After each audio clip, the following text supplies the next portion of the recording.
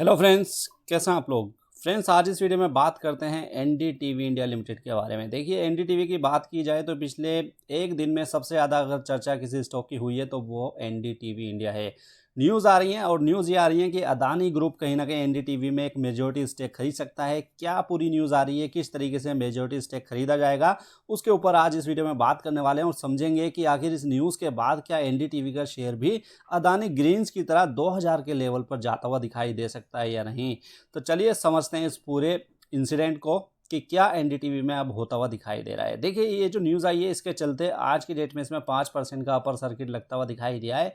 यानी कि अगर अदानी इस कंपनी को खरीद लेगी तो उसी के चक्कर में बहुत सारे लोग इसमें ज़बरदस्त खरीदारी करते हुए दिखाई दे रहे हैं। इसी के चलते अपर सर्किट में स्टॉक हमें लॉक होता हुआ यहाँ पर दिखाई दे रहा है।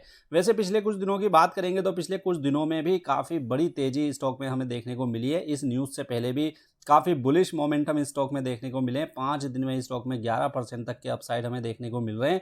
1 मंथ की बात करेंगे तो एक ही महीने में स्टॉक में 42%, जी हाँ 42% तक का उछाल यहाँ पर हमें देखने को मिल रहा है। 6 मंथ की बात की जाए तो 6 मंथ में ही 186% के पॉजिटिव रिटर्न्स स्टॉक ने निकाल कर दिए हैं।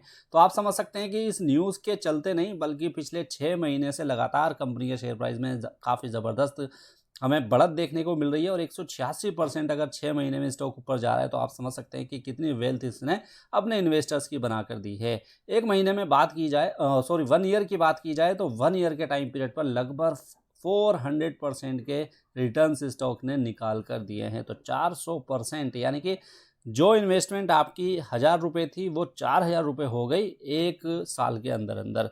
तो आप समझ सकते हैं कि ज़बरदस्त उछाल स्टॉक में पिछले 1 साल में यहाँ पर हमें देखने को मिला है। तो चलिए समझ लेते हैं कि एनडीटीवी में क्या न्यूज़ आ रही है और इस न्यूज़ का क्या इम्पैक्ट हमें कंपनी के शेयर प्राइस पर आने वाले टाइम में देखने को मिल सकता है। तो न्यूज़ के ऊपर मैं आपको लेकर आ गया हूँ फ्रेंड्स, और यहाँ पर आप पढ़ सकते हैं कि अदानी ग्रुप ने एनडीटीवी के 29% हिस्सेदारी के ऊपर अपनी दावेदारी पेश कर दी है और अब ये 26% और हिस्सेदारी खरीदने के लिए एक ओपन ऑफर लेकर आने वाले हैं। अब देखिए, जो मार्केट के रूल्स हैं, जो सेबी के रूल्स हैं, वो ये कहते हैं कि अगर आपकी हिस्सेदारी किसी भी कंपनी में 30% के आसपास की हो जाती है या 25% से ज़्यादा हो जाती है तो फिर आपको और अगले 25% खरीदने के लिए ओपन ऑफर देने के यहाँ पर रूल्स हैं। यानी अगर आप 25% ज़्यादा हिस्सेदारी किसी भी पब्लिक लिमिटेड कंपनी में खरीद लेते हैं तो फिर आपको उनके जो प्रमोटर्स हैं उनको बाकी की 25 या 26% हिस्सेदारी खरीदने के लिए ओपन ऑफर देना पड़ेगा ताकि मेजॉरिटी स्टेक उस कंपनी के पास चली जाए।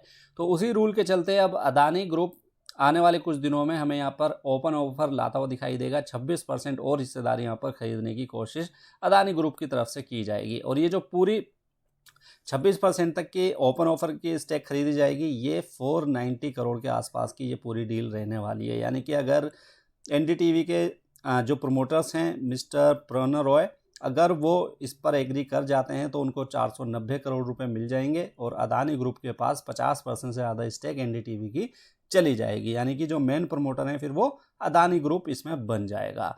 अब अगर ये हो भी पाता है, अगर 50% से ज़्यादा हिस्सेदारी अदानी के पास चली भी जाती है तो भी एनडीटीवी में प्रणव रॉय और राधिका रॉय जो इनकी वाइफ हैं, इन दोनों की हिस्सेदारी लगभग 32% के आसपास की बचेगी। अभी फिलहाल इसमें 62% के आसपास की हिस्सेदारी इन दोनों की हमें यहाँ पर दिखाई देती है और यही एनडीटीवी के मेन प्रमोटर्स आज की डेट में हमें यहाँ पर दिखाई देते हैं।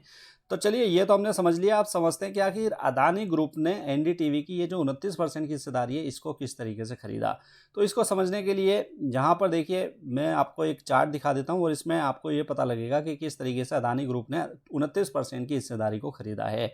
अब देखिए, कुछ साल पहले रिलायंस वेंचर्स लिमिटेड, जो कि एक सब्सिडरी कंपनी है रिलायंस इंडस्ट्रीज लिमिटेड की, उसकी एक कंपनी थी शिनानो रिटेल प्राइवेट लिमिटेड।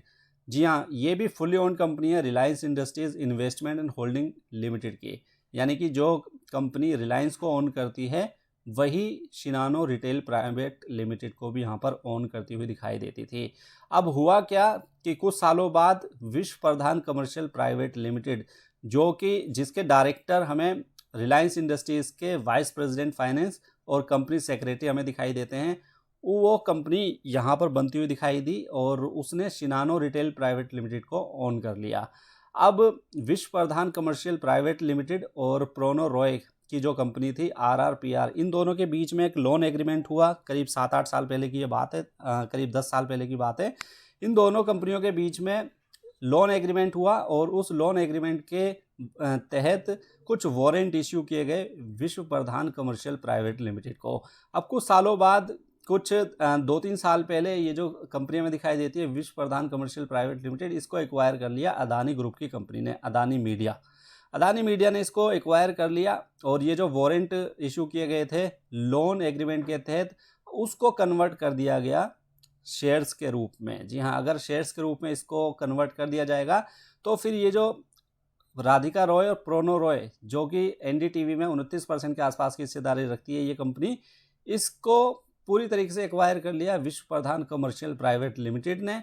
और जब इसको एक्वायर कर लिया तो इनडायरेक्टली NDTV की जो हिस्सेदारी है वो 29% की स्टेक सीधी चली गई विश्व प्रधान कमर्शियल प्राइवेट लिमिटेड के पास, जिसको अब अदानी ग्रुप यहाँ पर ओन करती हुई दिखाई देती है। तो ये पूरा कहीं ना कहीं इंसिडेंस होता हुआ दिखाई दिया है। अब देखिए, जो NDTV के प्रमोटर्स हैं राधिका रॉय और प्रोनो रॉय, उनकी तरफ से एक स्टेटमेंट आई है कि इनको बिना बताए हुए विश्व प्रधान कमर्शियल प्राइवेट लिमिटेड ने इस कंपनी को एक्वायर कर लिया है और ये इनके कॉन्सेंट में नहीं है।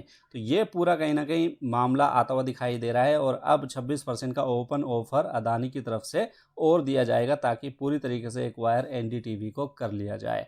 अब देखिए, यहाँ पर ये पॉसिबिलिटी बन रही है कि प्रोनो रॉय ने भी अपनी स्टेटमेंट जारी की है और सेबी को बताया है कि इनकी कोई भी दिलचस्पी नहीं है 26% अपनी हिस्सेदारी बेचने में, और जो शेयर होल्डिंग अभी की डेट में दिखाई देती है वो ऐसी ही कंटिन्यू रहेगी।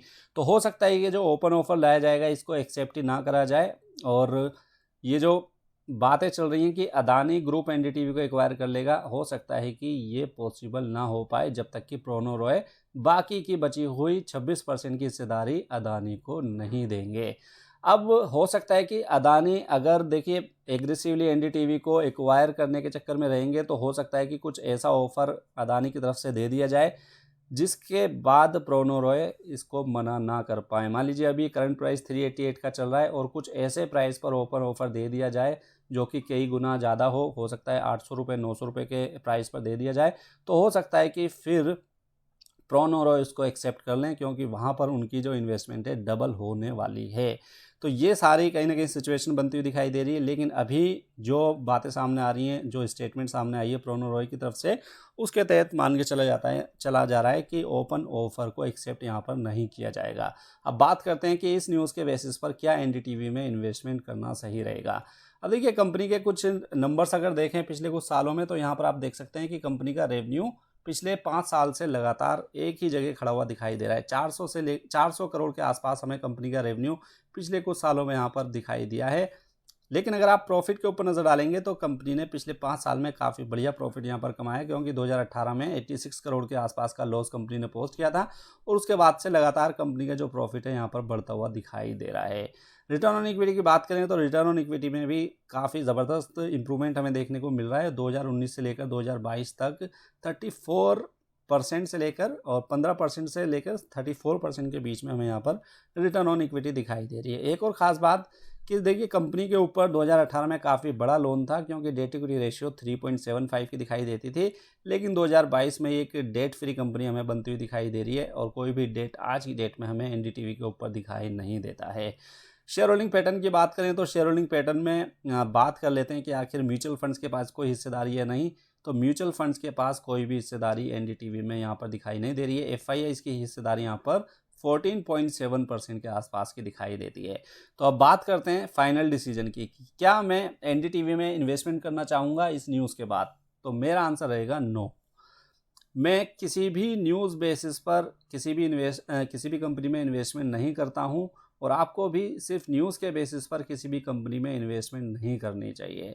NDTV का जो प्राइस था वो 100 रुपये के आसपास था। उस टाइम पर अगर इन्वेस्टमेंट करते तो ठीक था, 3-4 गुना पैसा हो जाता, लेकिन इस प्राइस पर मैं NDTV में इन्वेस्टमेंट करना पसंद नहीं करूँगा।